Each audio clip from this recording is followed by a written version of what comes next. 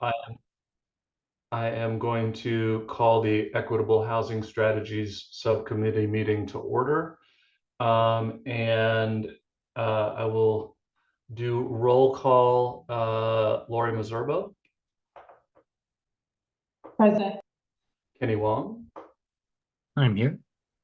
Ray Winch, Present. Jay Young, I'm here. And then I think the only person, if I'm not mistaken, Vicky Cusino, I think is absent. Vicky, you're not here, are you? And I just can't see you. Okay. Great. So we have quorum.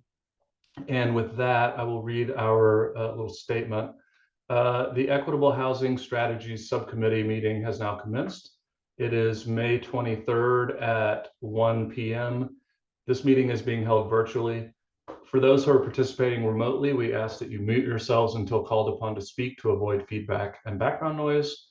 For those who have dialed in using the call-in number, to unmute to speak, dial *6 on your phone, and that you only use the chat function to request to speak. Prior to speaking, please announce who you are to identify yourself. As a reminder, this meeting is being recorded. Also, to comply with state open meeting law, attendance and votes will be done by way of roll call using audio. And with that, let's see, is that okay? Number 3, City of Tucson Office of Equity update. I don't see anybody from the Office of Equity. I did email Larice Walker, the head of the Office of Equity, and a couple of weeks ago, just kind of re-inviting her and her team to our subcommittee meeting. And I got an email back from her today, actually, saying that she thought she had actually responded to me and was waiting for me to get back to her. So a little miscommunication there.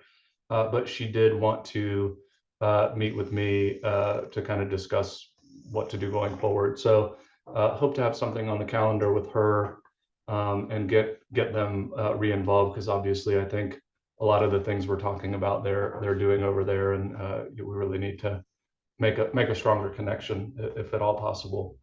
So that's number 3. Agenda item number 4, City of Tucson HCD update. HCD update. Go ahead. Yeah. Hi, everyone. Lena Perel. For updates on terms of community engagement, I think since we last met, we had a few PCHIP kickoffs. We have our last PCHIP kickoff tonight, actually, at Donna Liggins at 5:30. And that at the end of this month, our survey will also close, and that will kind of conclude our phase 1 outreach for PCHIP. Phase 2 will be starting in June, where we'll be doing a number of different focus groups. We are just in the process of scheduling those focus groups right now, but they'll be mostly towards the end of June on a variety of the topics that have kind of come out of this initial outreach. And so we'll make sure that everyone in the commission and that the subcommittee have the invites for the focus groups and go to the one that either you can go to multiple or which one ever fits kind of the topic you want to kind of go deeper on. So that's one thing. I think we also had our South 10th neighborhood meeting back on May 9th. Rachel, I don't know if you want to provide more of an update on that one. Sure.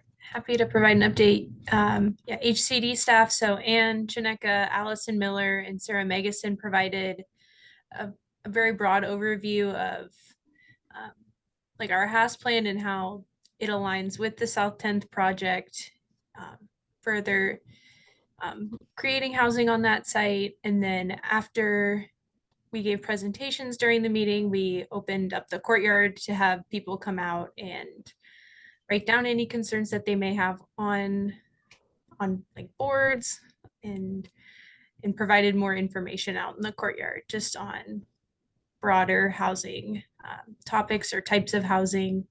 And am I missing anything, Lena? We provided PCHIP information there too. We provided information on Norte Sur, and yeah, I think that's everything that was gone over at that meeting. Yeah. And I think the only other update is that HCD is applying for the Choice Neighborhoods Planning Grant for the 29th Street Thrive area, and we'll be submitting that grant application on June 10th. So coming up pretty fast, but I think that's all we have kind of for HCD updates. I was wanting to ask Rachel, for the meeting about the South 10th project, what were some of the things that y'all heard in terms of, positive stuff or, concerns, or what was the general tenor and vibe of the meeting? I would say some of the concerns regarding the meeting were just overall like bringing traffic to the area. I provided the project link in the chat, so it provides like a brief overview of the project. So there could be potentially 300 to 400 units. So I think the common concern with residents in the area is just the environmental quality of the site. Yeah, bringing that many people into the area, like what does like transportation look like if people are bringing all their cars and things into the area. And yeah, we've been getting mixed feedback from neighbors on the site. Some people are feel very positive about the project, but other people, yeah, have their concerns. Yeah. Any questions for HCD before we move on? All right, where did my agenda go? Hold on a second. Well, I guess I'm curious for the environmental concerns. Because the site has a history, just I guess what was shared with residents for remediation or what mitigation might be happening for the project. Sure. During the presentation, Sarah Megason explained to residents that as a part of our due process as the developer on that site, that every 6 months we have to get an environmental quality report or some environmental summaries or site assessments. And those are provided on the website as well if you scroll down. So we provide an environmental summary, existing site conditions, environmental assessment, and a limited site investigation. But yeah, I think residents were just concerned with the former transfer station being on that site. Yeah, and I'll add that I think something that Sarah Megason also mentioned was that from the reports that we've done so far, there hasn't been any conclusions of anything environmentally wrong with the site, but that we will still be doing those environmental testing since they expire every 6 months. So we'll be continuing to do that. And if there are more environmental testings we have to do in the future, that we would continue to do so. That site has only been like a transfer station, is that correct? Where like trucks and cans and stuff have been, has it ever been a site where there's been anything more toxic or, environmentally harmful there? No, from what I think Sarah mentioned during the presentation, that it was only a transfer station kind of moving goods on top of the ground. There was anything going into the ground like a landfill or any toxic substances going into the soil. And would this be the first project that the El Pueblo Housing Development Corporation or whatever for the city has? Will this be the first project? El Pueblo's first project would be Milagro and Oracle. This would be the second. Got it. Project. Ray, did you have a question? I thought I saw your hand going up. Yeah, I had a question about eligibility for being in that housing. Is there any preference for people who've been displaced from that neighborhood or people who have historical connection to that, or is it solely income based and open to anyone? I think from what I know is that we're too early in the process to know for exactly sure of who the housing will be for. I know that we've talked about having it being in a range for different incomes, but it has also been brought up kind of like legacy, like if people who are from the neighborhood might get priority, but that's still, I think, in discussion because we're at the very beginning of what this project could be. I can also add to, on the website, we do have the presentation in a PDF in there as well. So if you guys wanted to look through that, and then we do have a South 10th feedback form too at the very top of the site and an email sign up. So if somebody wanted to put in their email and get project updates, they have the ability to do that through us. Cool. Anything else, guys, before we move on to the next agenda item? Oh, just thanks for reviewing the information. It took me a minute to scroll down. I think it's great that it's all shared and public as the project continues. And I liked where Ray was going with that. The question of, okay, is there something that can be looked at as we continue, as the project continues towards thinking about who's eligible or who's reached out to be tenants. Thanks, Kenny. Anything else, y'all? Okay. Number 5, discussion of the proposed change to the CEHD mission statement. I have to confess, I am not exactly prepared to address this one. I know that Ernesto added this to our agenda, but Rachel or Alina, do y'all remember what we're supposed to be doing with this, or does anybody else? I don't. It was the reparations language. Oh, I can try to find that in the shared doc right now. Yeah.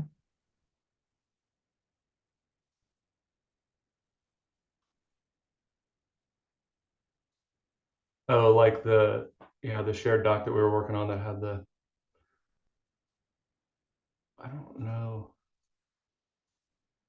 Does anybody have access to that right now? Has anybody found that? I don't know where I might have that. Oh, did you? It may be an earlier version.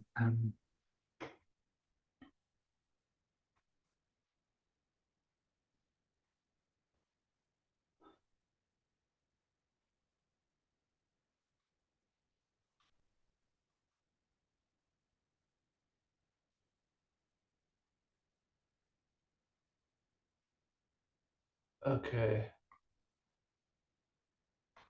So it looks like that's what, page 1, 2, 3, Page 5. page 5. Yeah, mission and goals. Mm-hmm.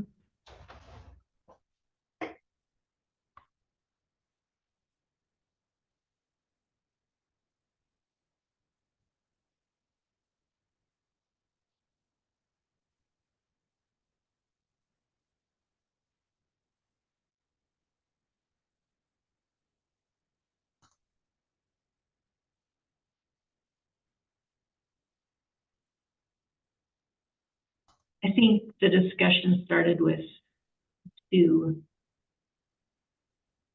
and ended with, well, started with 1 and ended with 2.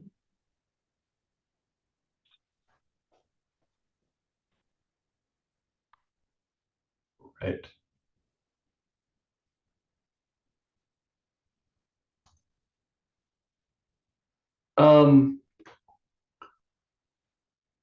Well, so I mean, I guess maybe one place we could just start is, I know that obviously, at the last full commission meeting, when particularly the suggestion to for number 2, specify the harm the city of Tucson has inflicted and advocate for efforts to repair harm. There was some discussion about that, and I think a little bit of pushback about that kind of language. So I don't know, maybe we want to, oh, cool, you got it. Is this the one you put in the chat, Ray? Is it even more updated? I think so. I'm just trying to compare them right now, but I think this is the one we are working off at the May CHD meeting. Okay, good.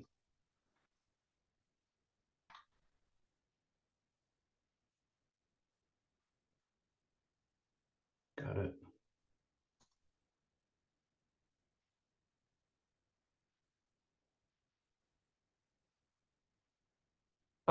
So what are y'all's thoughts about that, adding that language, that kind of language, and kind of, how to move that forward, or where we want to go with that? I'm not exactly sure, where to start this discussion, but I guess maybe that's at least one place to start.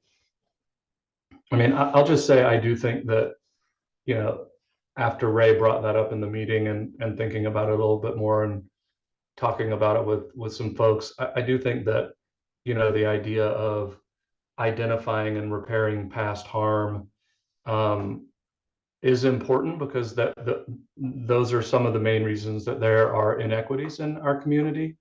And I think, you know, there's some examples of where, you know, Ray, I think obviously you brought up the convention center. That's, you know, an example that everybody, I think most folks know about, you know, the destruction and the harm that that caused, and the, you know, I would say still open wound for this community. Another place that I saw it come up over the past, you know, 10 years or so, was the 22nd Street widening project, which is one of the projects in the RTA that, you know, basically has not been completed.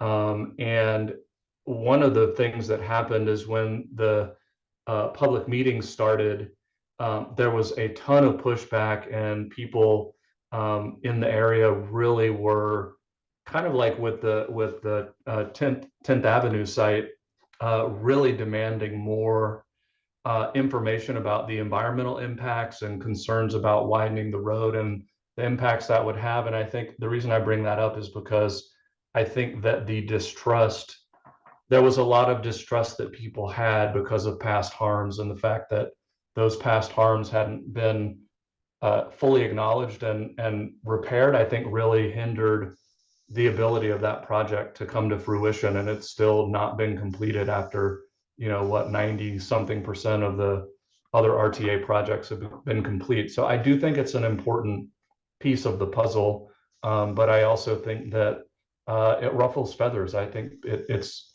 painful in many ways for both people that have been harmed and even people that, you know, haven't been harmed to talk about some of these things. So I do think it's delicate, but I think it is important. So that's just kind of my 2 cents at this point. I don't know what, Lori, I see you come off mute. What's up?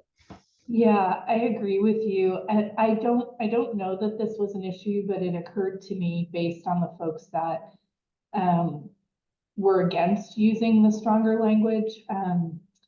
There are folks in that room on the commission who get funding from the city of Tucson and who have relationships with the city of Tucson. And I couldn't help but wonder if maybe there is some possible bias there about using language. And I definitely don't think we should let that stop us from saying what needs to be said. Yeah, I just know, you know, not so much where I am now, even though we do get funding, a little bit of funding from the city, but I know that when I was at a different agency in town that was heavily city funded, it was walking a fine line between kind of what you felt comfortable saying because they're also a funder. You know, and I just would hate to see that stop us from putting the language in there, because I think the root of why the commission exists is exactly things like this, right? That there has been harm done and that there does need to be repair.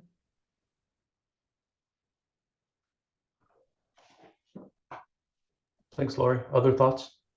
Go ahead, Ray. I think the language we use on it will be really important. Like, I absolutely want to have something like this in there if we can. I think that harm is, as you said, Jay, like that's a huge reason why there is such inequality today. And I think pretending that it didn't happen and pretending that it doesn't continue to happen, like, doesn't help us. It doesn't help people trust the city more. And I think sometimes the what people's idea of what it is sometimes so different. So like having a little bit, like using language that doesn't necessarily bring that whole map of assumptions onto someone, if that makes sense, like being really clear about what we're trying to do, but maybe not using terms that might have like big associations with it that get away from the picture of what we're actually saying. I think that might have been coming up some a little bit in the last meeting. Of yeah, hearing that first and like the knee-jerk response rather than like really listening to what we're actually talking about and just having such different ideas of what that could look like. Maybe it's the language approach. So, and language, I think it's so incredibly important. And I don't know that we're trying to protect. We're acknowledging, we're taking into account. We want to ensure that any recommendations that are made to mayor and city council take into account past, current, and potential future inequitable solutions, or you know, I think more like maybe if we do that. So, you know, recognizing past discrimination within particular barrios and communities, we will, you know, we're the lens, right? We're the equity lens. We need to ensure that anything that's recommended out of the full commission has been vetted and is one in which we carry the responsibility of accounting for past discrimination and ensure moving forward that we acknowledge that. One, so like that means investment, right? If investment is here or there, what does that investment look like? Is it accounting for what's been done in the past, plus accounting for current inequities and potential future inequities that could just be exacerbated by a new project? So I think maybe if we couch it in ensuring that the recommendations that come out of the commission account for blah, blah, blah, blah, blah, and have been vetted through a lens acknowledging whatever.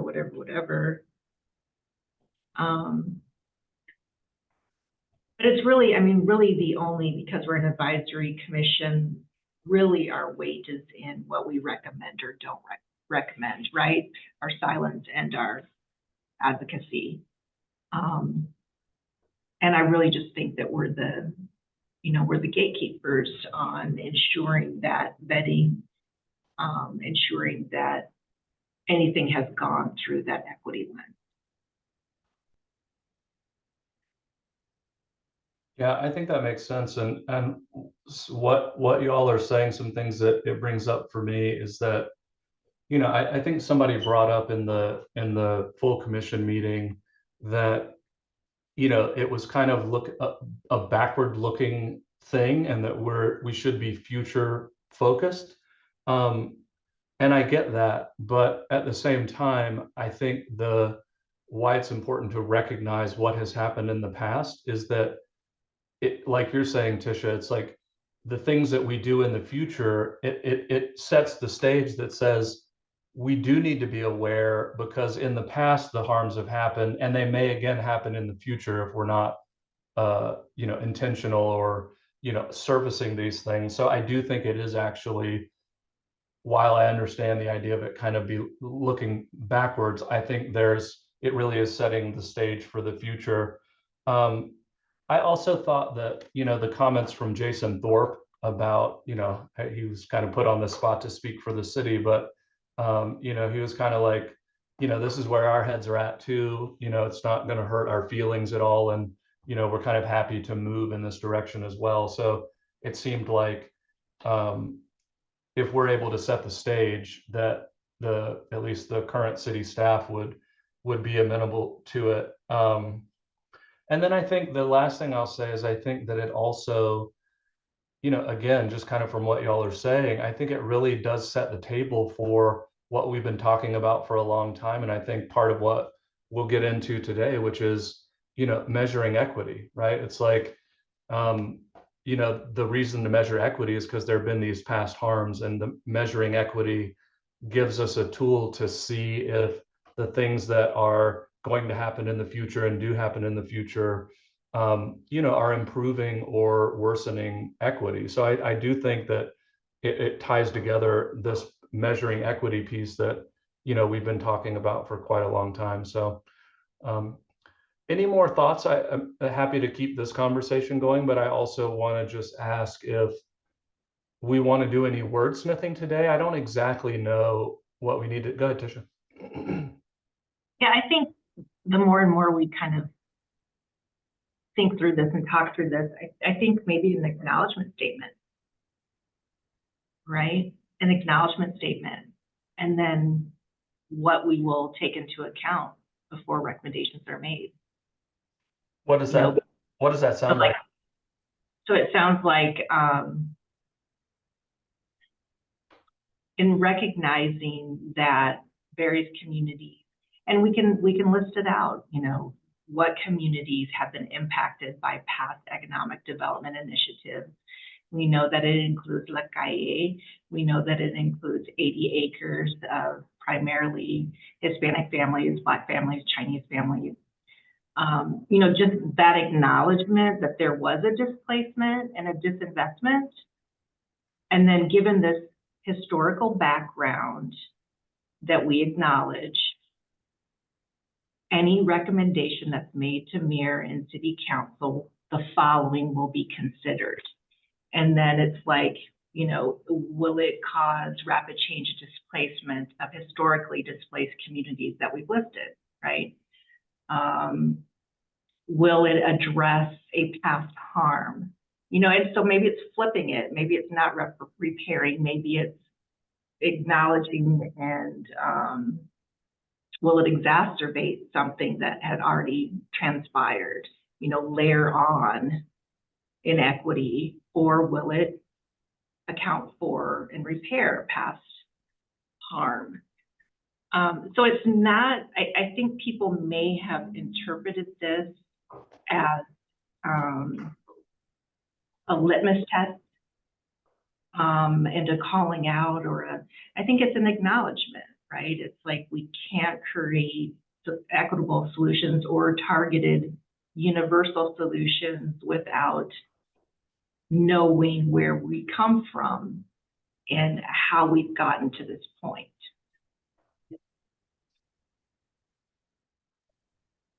I love that, Tisha. And I love that it's not just an acknowledgement, but an acknowledgement. And then how I hear it is actually like, this is our filter then. If we're going to make a recommendation, we're saying, okay, there's this Pueblo development on 26th and 10th. Do we want to make a recommendation that there's prioritization of people who've experienced displacement of, I was thinking about this week about how at the Arizona Housing Coalition conference last year, there was a speaker talking about the zero homelessness for veterans. And I was like, what about a policy for zero houselessness for people who are indigenous to this land? And having that in our policy of prioritization of who is the top priority for public housing, for, I don't know if we can do that for public housing and all the rules, but at least for city-owned property. Yeah, so I love that kind of filter for how we're evaluating and being really specific about it. Would somebody be willing to start writing something down for us? Yeah, as you were speaking, Tisha, I tried to capture as much of that in that shared doc. But if you I saw that. want to go in Good. together and flesh that out a little. Thanks for doing that, Ray. I didn't see that. Yeah. I see that in real time. That's great. I think also, I think because this has to be done while we're actually in session, what I can do is I can craft some language, and maybe we all can think about this. Whoever wants to craft language, and then in real time next meeting, I'll go ahead and type it in, and then we can vet that. But I think we've got a good move forward piece for today. That sounds great. So I'm taking that as a potential segue away from this, but I want to make sure, is there anything else that we want to get down in the document that we all have open that I think Ray is writing in. Is there anything else that we want to capture now before we move on? I just want to give us a little more space if we need it, but with the thought of moving on. I just wanted to add that I'm in agreement with the conversation. I think they're productive discussion and changes or suggestions that we can make. I'm recalling too for that third point in the mission, it also seemed a little there. I remember a little bit of back and forth of are these groups ones, do we need this point? Is there a reason for focusing on particularly landlords and developers? And I think that had been in relation to how does the community access the commission and what we're doing as well. So those last 2 points seemed a little like they were moving a little bit. Do you have a preference there, Kenny? It looks like for 3 we have an alternative wording of. Do you still thinking of deleting that entirely, or just replacing that with the alternative wording, or other thoughts on it? I mean, I think that alternative wording like works for me. Just wanted to add that back in if as we're looking at that. Thank you. I agree with that too. I don't actually want to have a point in there that part of the work of the commission is explicitly to collaborate with landlords and developers. Not that we don't do that, but I like the broader identify and reduce barriers to creating and maintaining equitable, accessible, and quality housing, and to look at things like resident-owned communities, things like that are looking outside the landlord-tenant cycle, and trying to actually be advocating far more often for that than the landlord and developer stuff. Like, it's already going to happen. I don't know that we need to be driving that as much versus like the alternatives of community ownership and city ownership that get a lot less funding and attention. And then I think to that point as well, Ray, it's like what number 4 says captures the ability for us to do that, right? It's like community collaboration around all of these issues. So if we feel the need to, reach out and connect with landlords and or developers for some reason, that's obviously, captured under that, as is, reaching out and collaborating with community members. So I think it's a much more broad way to state that. And I think it does do that. So I agree with what y'all are saying, and that number 4 seems to kind of capture that collaboration, interaction, education piece pretty well.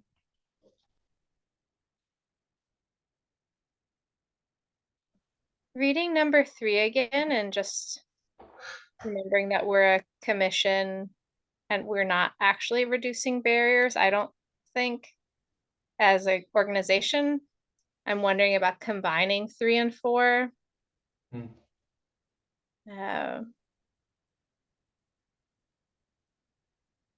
It seems like we're more doing that kind of forum work, identifying and making recommendations.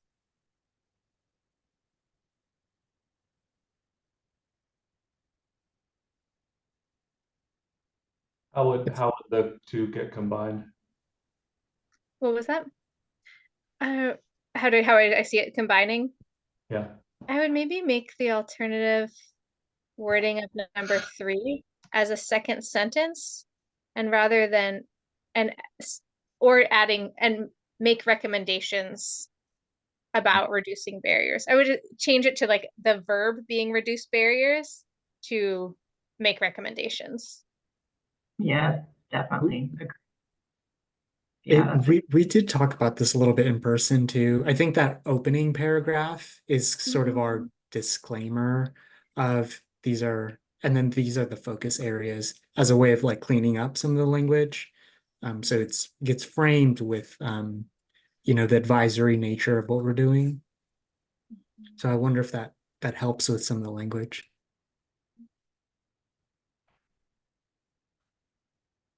Yeah, that makes sense. Yeah, thank you, Kenny. That zoom out, right? We are ensuring that that is the focus. But still, does it, I mean, it still makes sense to me. I think, Ray, what you were saying, which is, I think what you're saying is number 4, what is currently number 4 is the first sentence, and then the second sentence is what the alternative wording basically for number 3, that would be the second sentence, right? We would combine them into one. Does that make sense? Is that what you said? And does that make sense? That was what I was saying. Now I could go either way now that I've like Yeah. gone back and read that first intro. I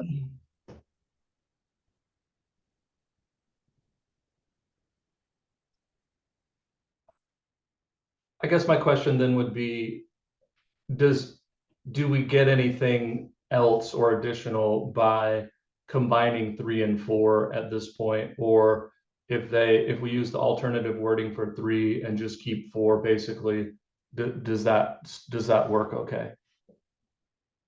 Question. I'm not sure. Because if so, we could basically kind of be like, okay, we got that more or less.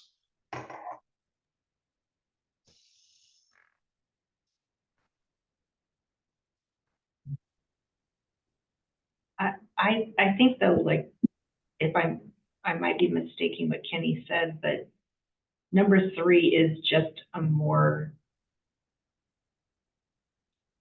exhaustive recitation of that beginning paragraph of what we're doing. So if we just edited that second part of that first paragraph, the commission will review, investigate, recommend, based on research data inclusive input to ensure that all Tucsons have equitable, accessible, and quality affordable housing, and then 3 can just go away.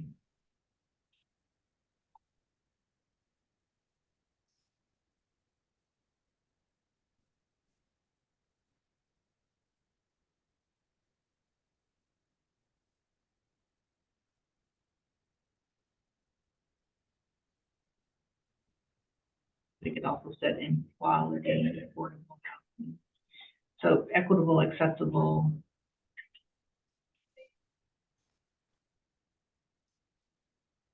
affordable, and quality, or quality and affordable, I don't know.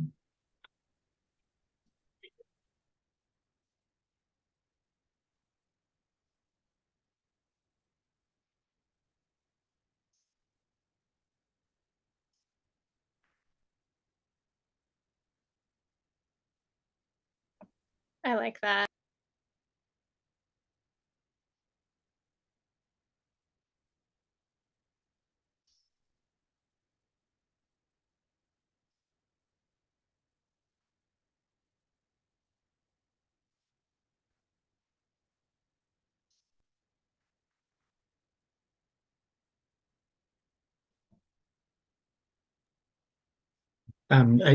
I see the value in having them separate, you know, the identifying reducing barriers. So between combining 3 and 4, I think it's valuable to have them separate. And then the changes in the framing, I think that's still, I can go either way. I think that works to kind of make that explicit upfront. And still believe in the point about identifying reducing barriers somehow.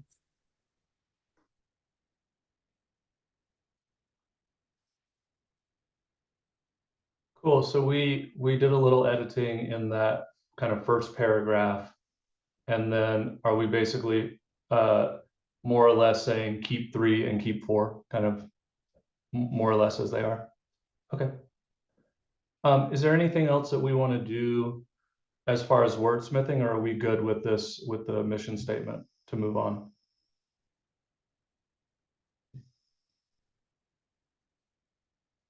I'm assuming move on. Okay, great. Thanks for that, everybody. Like I said, I wasn't exactly sure what we were going to do there, but that's really good work. Okay. I am going to, with no objection, move on to agenda item number 6. which is our work plan for June, July, and August. And I believe that we had our various kind of areas that we were going to research and get back together and kind of start sharing out what some of the things that we came across were. I don't in front of me have everybody's assignments, so I will just assume we've done what we've done, and we can just kind of open up the floor. The other thing that I wanted to mention, as we're kind of starting to have this conversation, is I was talking to Tisha, and she had a great idea to potentially in June, if we can, for the next subcommittee meeting, to actually get together in person for a few hours, and have the facilitators come and facilitate our meeting, and actually try and get some recommendations together based on the various research we're doing. And I really like the idea, because I'm finding it hard in terms of like just meeting virtually, and with such a wealth of so much information out there. I just think for me, it would be really helpful to have somebody kind of help guide us and help us figure out what it is that we actually want to come up with and present to the full commission. So anyway, I just want to put that out there. I did also ask Neto about this, but now that I'm thinking about it, he did not get back to me with a definitive answer about how we could do that. So maybe before we jump into kind of sharing out a little bit, what do y'all think about that plan? Obviously, it doesn't necessarily need to be June, but would that be useful to folks? Could folks make that happen? And if not, again, just kind of thinking about, how we get from kind of where we start today to actually some solid recommendations for the commission, and how we get there. What are y'all's thoughts about that? I see a floating thumb. That's good. I'd be happy to meet in person. However, in June, I will be at a conference for our scheduled subcommittee meeting. But that's okay. You all can go ahead without me. Yeah, I was gonna suggest July as well. I know, yeah, it's just scheduling wise, June might be tough. Okay. Yeah, if it were in person, I can't actually do June or July, but I could hop on Zoom if other people were in person, and otherwise could do in person August and beyond.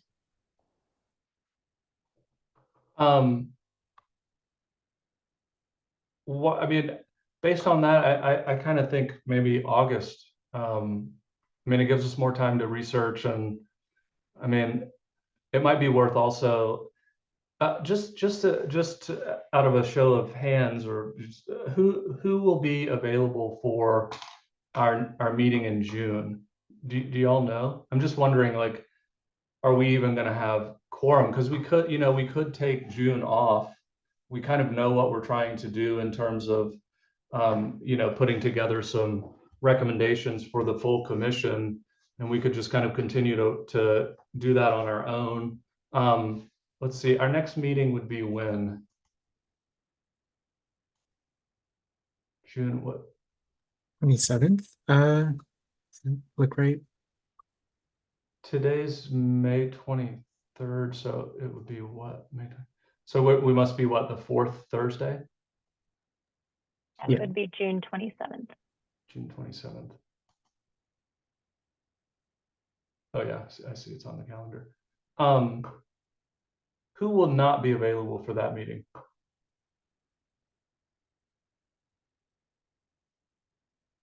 Lori, are you not, you said, yeah, go ahead. You're not gonna be here, right? Yeah. Everybody else would be available to meet at least via Zoom. Okay. What about July? Our meeting theoretically would be July 25th. Is everybody who's not available on July 25th that you know of at this point? Ray, you said you're not available. I'm not available in person. I'm not sure about availability on Zoom that day. Okay. And then our August meeting would be Thursday, the 22nd of August. Is everybody available then to meet? Because I mean, the other thing is we obviously, we can change our meeting time and date if we want to, but I'm kind of inclined to say, why don't we try and do August 22nd, maybe from like 1 to 4 in person, if that would work for folks. And this is also, I think for me at least, assuming that we would be able to get the meeting facilitated. Does that seem too far out to folks, or does that seem like a good plan? What are y'all's thoughts about August meeting from like 1 to 4 facilitated? And yeah. It feels a little bit far out for me, and then I know for just personally, it gets into the fall semester, like that's the week after classes start. So, just for myself, I know the period of focus will probably be before that.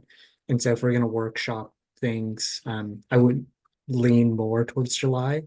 But again, what works for us all? Just bring your students, Kenny. Use some brain power, you know. Oh, okay. Well, I think this gives me at least a good idea to kind of work with, and I'll kind of think about it a little bit more, and maybe send out an email with some more ideas. But yeah, I mean, I like August to a certain extent, but it does kind of also feel a little bit far away. But anyway, all right. Well, I think the idea of getting together at least with a facilitated meeting for a few hours seems to resonate with folks. So we'll just keep that in mind, and I'll work on coordinating that a little bit more. So with that, I wanted to kind of open it up to folks to see if they had anything to share based on kind of the areas of research that we agreed to do, or anything outside of that, obviously, that's relevant. Anybody want to get us started?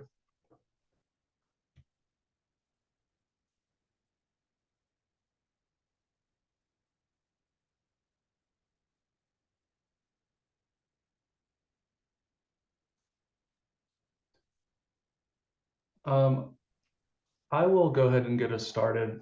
Oh, Ray, were you coming off mute? No, go ahead. I'll go after you. Okay.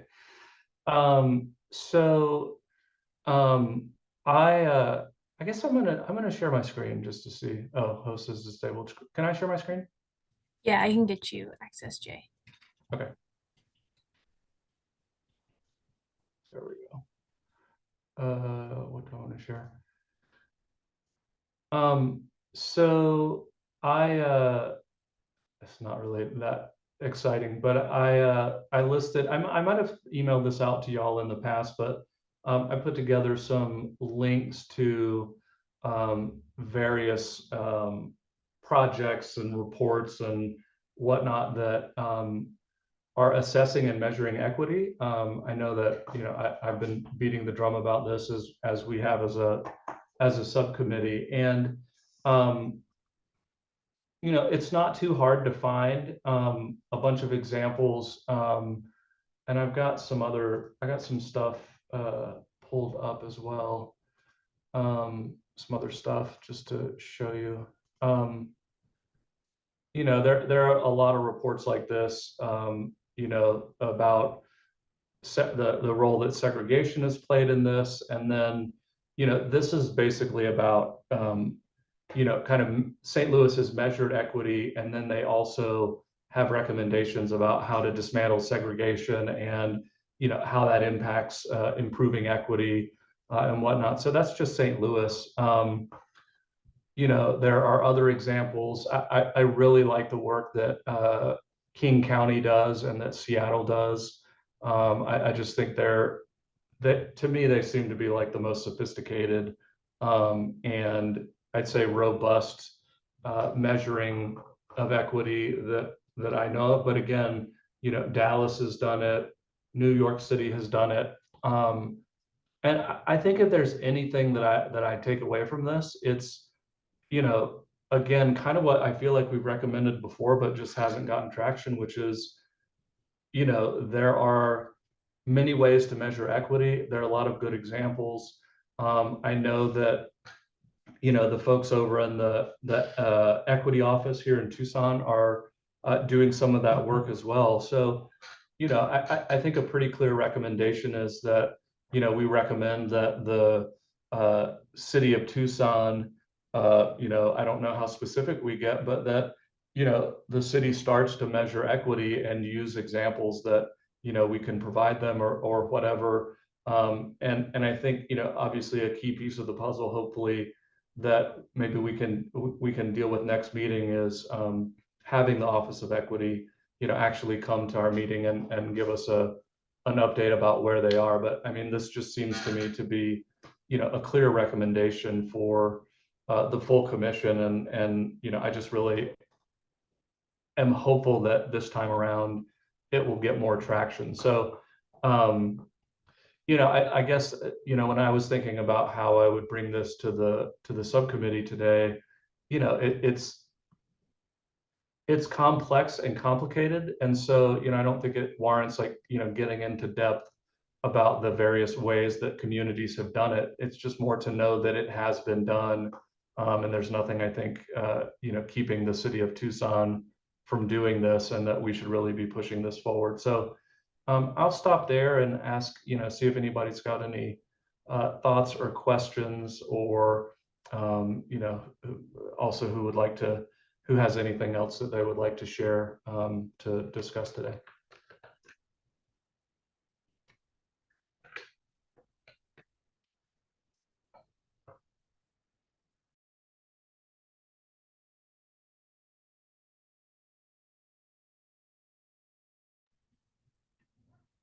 Hey Jay, it looks like Mike put in the chat. Not sure if you saw it. He was just requesting you to send those documents.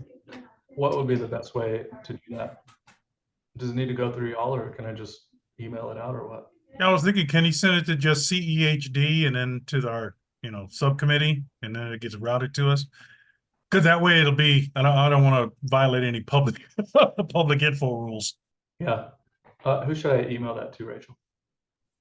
Yeah, feel free to email it to me or the CEHD at Tucson AZ. I can send it through both. Okay. Thank you.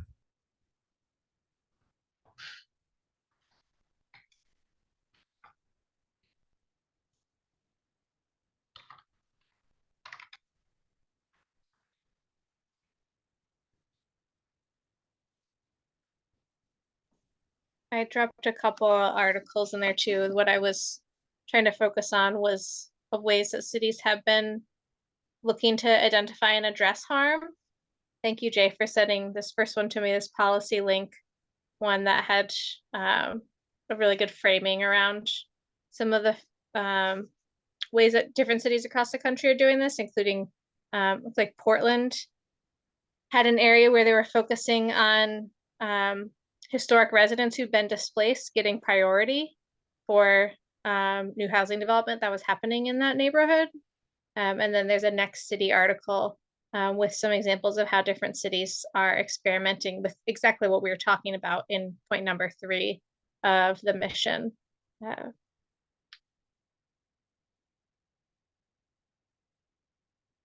I could, if when I get that email, Jay, I can put those in that document as well. And if other people have things they want to add to it, each of these links has then all of the sublinks for the projects in those different areas. I was especially interested in some of the ones that are using that as a prioritization for who gets access to some of the housing that's being built.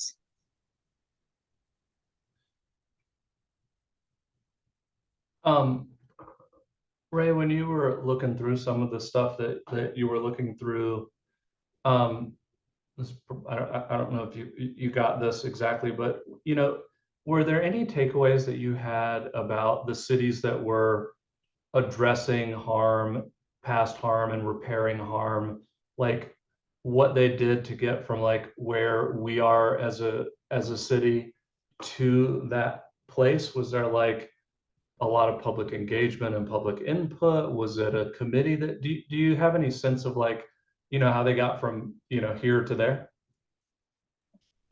That is a great question. In these two, I haven't gotten a sense of that. The second article was pretty brief. There was a Next City, I think it was at a podcast on the topic, and went into a little bit more depth about the Evansville example of reparations. The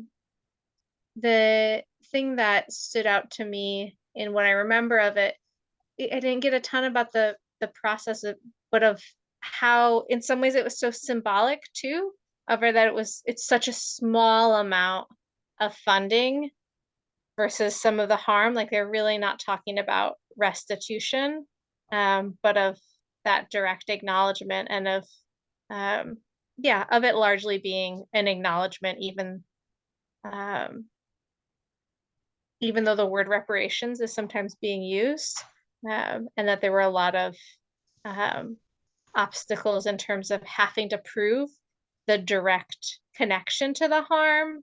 I think that's a big question too, is like, is it a class of people who then are having programs that are benefiting because there's a class that has been impacted, or how specific the connection is being made? But in terms of the process, I can have an eye for that more as I keep reading. It's a really interesting point because, I do think, one of the things that was raised in the full commission meeting was like, kind of like, if we do this, it's going to open the floodgates and all of these crazy things are going to have to happen. And it's more like, well, I mean, yes, maybe in a perfect world, but like, I can think what I'm taking away from what you're saying is that there is many layers of complexity to this, but just the symbolic nature of even doing it at all is important, and that there are levels to it, right? It's like, there's a symbolic thing with not a whole lot of money versus like, fully repairing harm that, we all agree is probably would be pretty challenging to do under, even the best circumstances. So, because I guess I'm always thinking about like, again, where I get frustrated is like, how do we get from here to there? And I feel like that's been a real challenge. So it's interesting. Thanks, Ray. Appreciate that.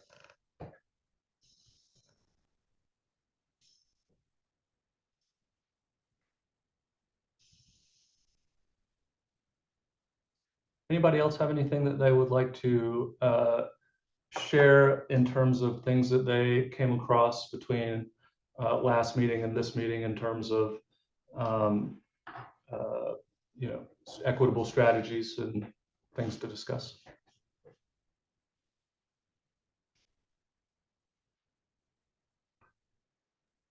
Well, Yeah, go ahead, Kenny. I thought I might just, if folks are remembering the same thing that I am, I think I was gonna dive further into like some of the narratives around housing. I haven't gone through the material that I hope to or anything like that just yet.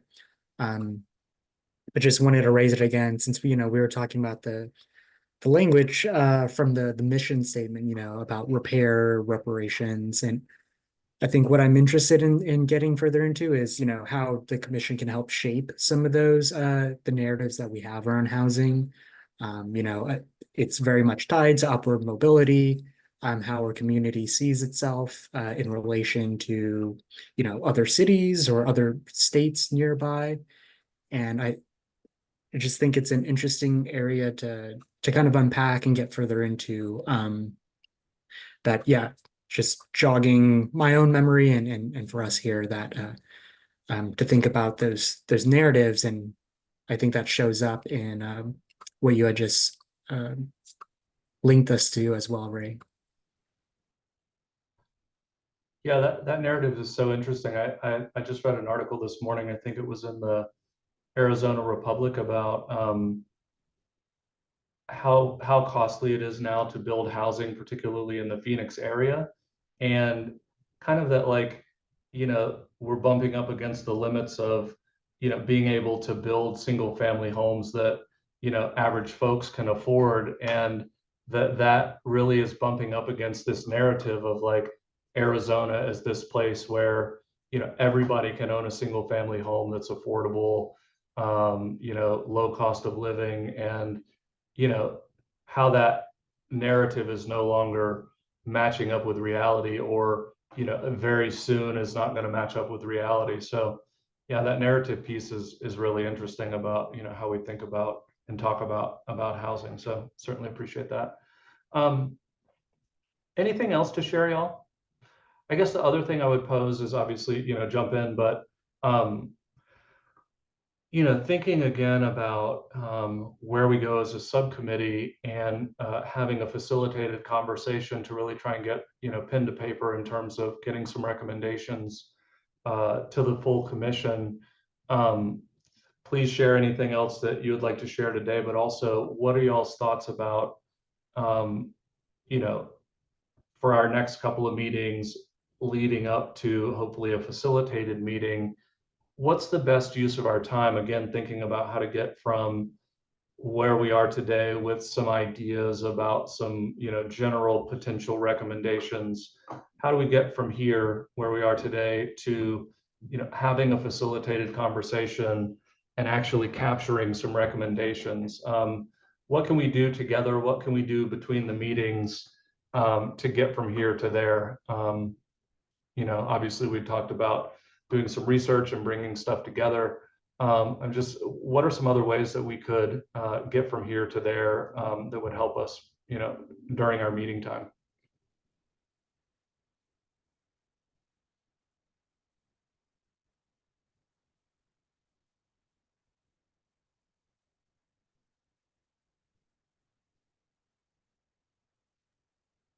Maybe speaker consideration. I know that, for example, in the Housing First Subcommittee, we're going to, in our next meeting, we're going to have someone from another city present to us. And I can't remember which city it is offhand, but, you know, once we do this deep dive and start talking to folks and having conversations and inviting them to discuss further to see if it's, you know, something that we might want to make a recommendation to the full commission. That's a great idea. Does anybody have anybody that they can think of off the top of their head that they would like to come to our subcommittee to present on? Anybody locally that would be easy to corral, commandeer? I think it's something we can think about too, and maybe present at the next meeting. For sure. I would love to have is it the Commission on Equity? The one that you were talking with Jay about coming today? It's not Oh, city the department. Office of Equity. Yeah. I think the Office of Equity, and if they had recommendations too, I would love to talk to the people in Portland or anywhere else that has done preferential housing for people who've been displaced from a neighborhood. The only people I've talked with about that are from the Sustainable Economies Law Center in Oakland, and I have to go back and look of if they were talking about it in theory or if they were actually implementing it.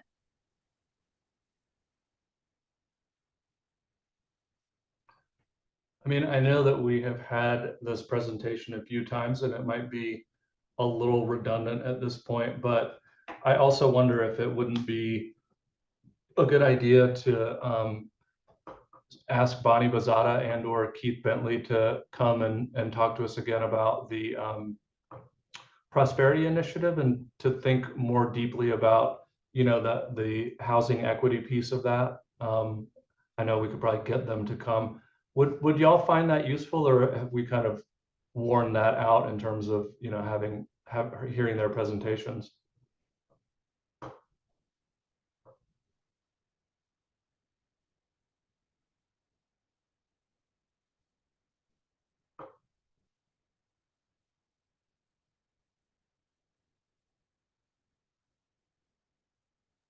I don't know of any folks to suggest, but I would prefer maybe to hear from folks outside of Pima County. Just just because we've heard Yeah, a few times from folks within Pima County, and there may be some communities that are farther along than us. yeah, that makes sense.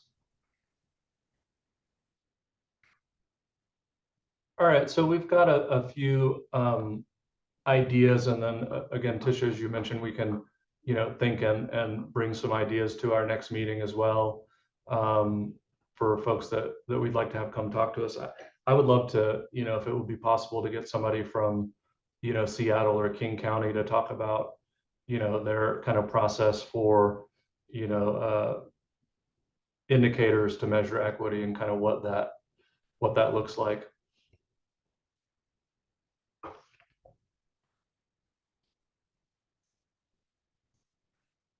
All right, so I'm just looking back at our agenda here, and our work plan.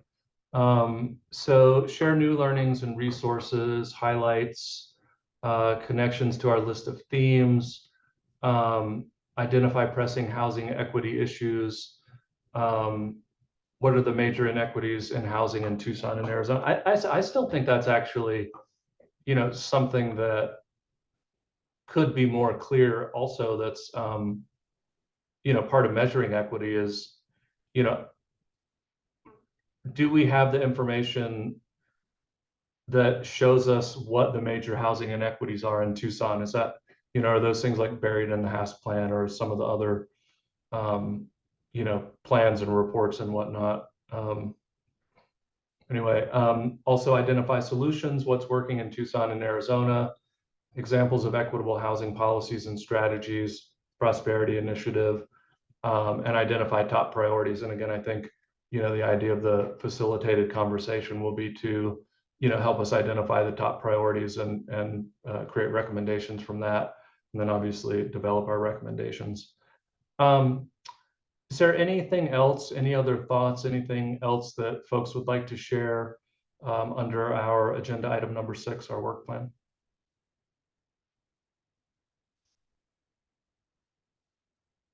All right, hearing none, why don't we move on to number 7, action items. I think that our action items are, let's see, action items would be continue research and identify guests to address the committee.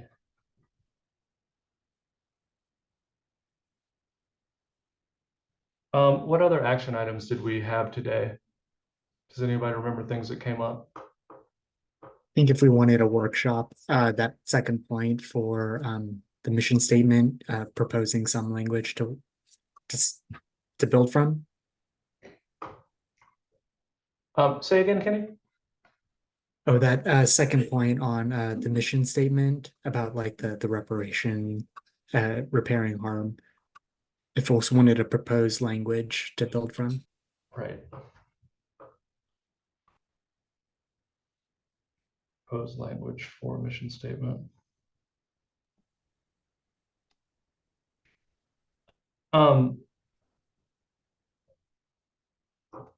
So once our meeting is over, and if we want to propose more language or do something with the mission statement, would we just individually hop in there and do it, or what do we need to do? I think if we do something on our own, and then we can put the language back up during the next meeting and just type it in. Okay, so bring any new language or stuff to the next full commission meeting or subcommittee? I guess both, right? Because I'm sure we'll be dealing with this at the next full commission meeting. Right. I would imagine.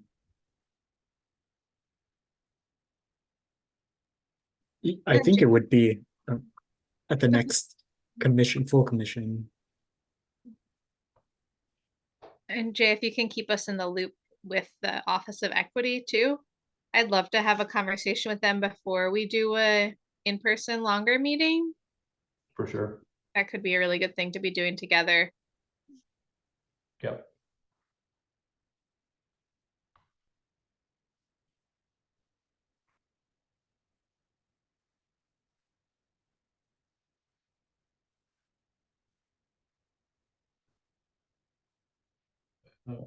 In person. Great. Any other action items for us?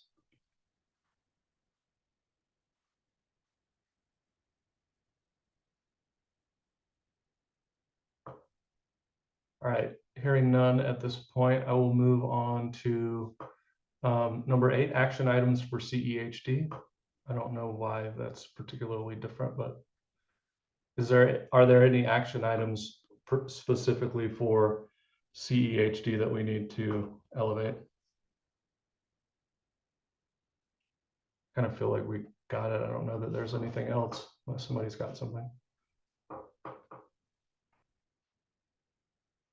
All right. Hearing none, I will move on to number 9, call to the audience. This is a time when any member of the public may address the Commission on Equitable Housing and Development. Due to time constraints, the total time allocated for this is 15 minutes. Individuals are allowed 3 minutes each. Due to open meeting law, Commission members cannot discuss topics that are not on the agenda. Items brought up by the public may be considered as an agenda item for a future meeting. Is there anybody in the public that I am not seeing? Okay. No, nobody in the audience. Number 10 is next steps, equitable housing strategies, June 27th, 1 p.m. Actually, yeah, that's right, 1 p.m. And then the full commission is June 6th at 4 p.m. And I will create a draft meeting agenda for our next meeting and review our main points from the meeting to report to the full commission. I guess also just going back to action items, I was going to work on coordinating our in-person meeting. Yeah, I think I've got that information, so I'll just keep that on the. Is there anything else, y'all, that we need to address, talk about, surface before we adjourn? Going once, going twice. All right, y'all. Oh, go ahead, Ray. So close. Sorry, with the document, I just saw Rachel's email. So with that document, now we have it as a Word doc, right? But it's not a shared doc for us to edit. Is that correct? I didn't send it that way, but I guess I could. Okay. Would that be preferable? I would love if we're allowed to work off the same doc and I'll be able to add to it rather than everyone Okay. working off separate Word docs. I will fix that and I will send that to Rachel for her to get out to everybody. Thank you. Cool. Okay, if there is nothing else, we are adjourned, everybody. Thank you. Thanks, everyone. Thank you. Bye. Thanks.